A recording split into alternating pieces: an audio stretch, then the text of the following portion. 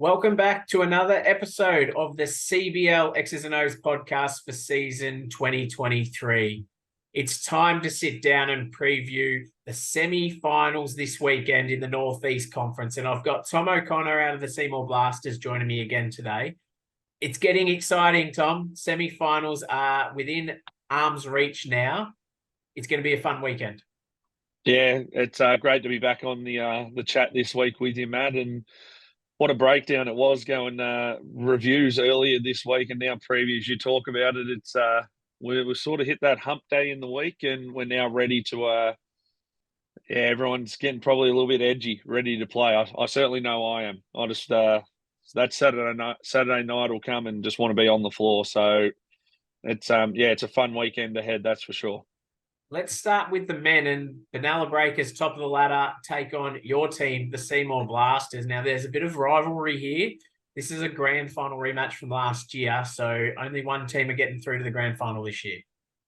Yeah, absolutely. It's you talk about rivalry. There's always been some contests across the years, and especially the last two grand finals. It's only one is going to advance is the scary thought out of all that.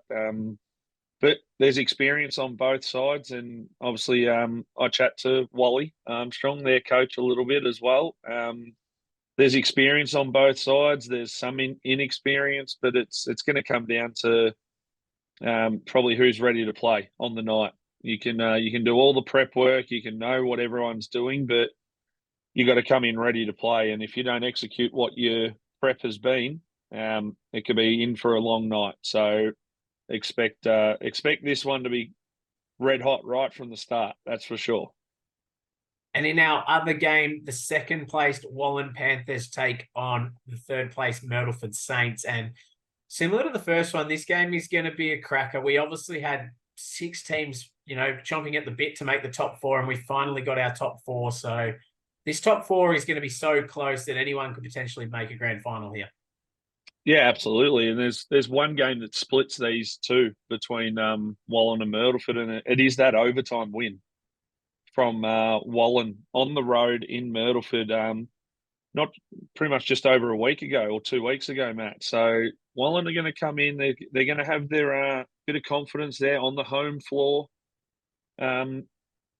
I still expect this one to go down the wire, and potentially it could be another overtime game that these two teams are going to face off in. But yeah, one finishes 8-2, the other finished 7-3, and the only game that split them was the one they played against each other. So this will be a young, athletic, very quick game. Who's going to hold their nerve in the finals time when it comes to the bit of that crunch time towards the end of the game? And then let's take a look at the women, and we've got the first place Seymour Blasters taking on the Shepparton Gators, who finished in fourth. This is going to be an interesting game. Yeah, absolutely. Seymour carries in probably some winning form, which is always huge going into finals.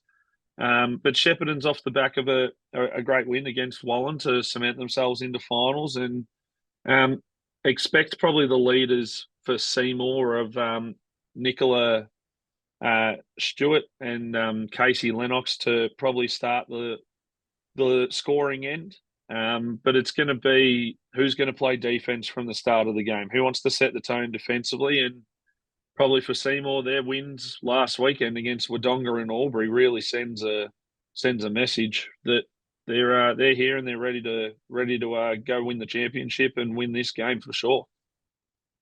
And then the second semi-final is Albury Cougars taking on Wodonga Wolves. And this game, battle of the border, rivalry. Albury have won both of these games during the season. So Wodonga come in a little bit underdog here. Absolutely, and grand final rematch. We need to add to the rest of that list as well, Matt. Yeah, there's a rivalry between them. Ever since Albury joining the competition last year, there's no love lost, that's for sure, between them. For Wodonga, you'd love to see the likes of Liz Murphy back in with Jess Freeman as well. Obviously, didn't play last Saturday or Sunday, whichever day they played. So it'll be interesting to see the McCowans go. Tamika Coleman, obviously, they couldn't get themselves going against Seymour. So expect them to really take another step this weekend. And especially being on their home floor, they're going to feel comfortable. They're going to have their crowd behind them. Yeah, I reckon that one's going to go right down to the wire as well. That's for sure. That's it. That's our preview of the semi-finals in the Northeast Conference. Now, you mentioned we've got two grand final rematches occurring in the semi-final from last season. That means we're going to have two new grand finalists, one in the men and obviously one in the women, which is going to be great to see a new team on the court for the grand finals. Yeah, absolutely. Yeah, there's been a bit of change across the years and that stuff. There's obviously still rivalries that happen in between it, and you build probably a new rivalry once you do make it to that grand final. But everyone can talk about that. It's who's prepared to win this week and get yourself to the grand final, and then prepare next week for the grand final. But semi-final time, Matt, it's a whole new season, and let's see who comes out with the chockies this weekend. Exciting times for the semi-finals in the Northeast Conference this weekend, and we're looking forward to seeing all the fans, spectators in the stands supporting our associations. We've got 4 games, 4 different venues. It's all going to be come down to this of who can make the grand final. So I'll catch you next week, Tom, when we sit down and review the semi-finals. But good luck to teams this weekend. It's going to be an epic weekend.